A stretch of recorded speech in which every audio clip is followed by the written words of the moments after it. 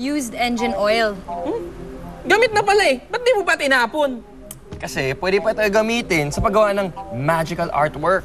Ha? Magical artwork? Anong klase yun? Parang ganyan, no? Tingnan nyo, tingnan nyo. Ah, gusto ko yan. May oil na nakalagay sa isang bowl. Ibubuhos ang oil sa box na may spiral tower sa center. Parang magic na iikot ang oil paitaas sa spiral tower at tatakpan ang kabuuan nito. Ang kanina'y liquid oil ay magiging solid, sharp edges na. Pero makalipas ang ilang sandali, ay babalik ulit sa liquid form nito ang nanigas na oil. I believe. Wow! Ayun! Galing na! Ang tindi naman noon!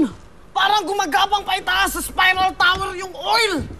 Sorry guys pero hindi oil yung ginamit sa experiment na ito. Ha? Ang tawag doon ay ferrofluid. Isabel, naman. Explain. Ferrofluid is a liquid which becomes strongly magnetized in the presence of a magnetic field. Oo nga, huwag na kayo magkunwari. Panoorin nyo na lang to.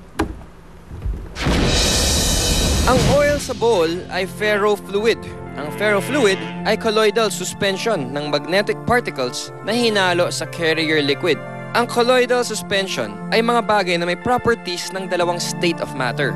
Ang dalawang state of matter ng ferrofluid ay ang solid particles na magnetite at ang liquid kung saan ito nakahalo.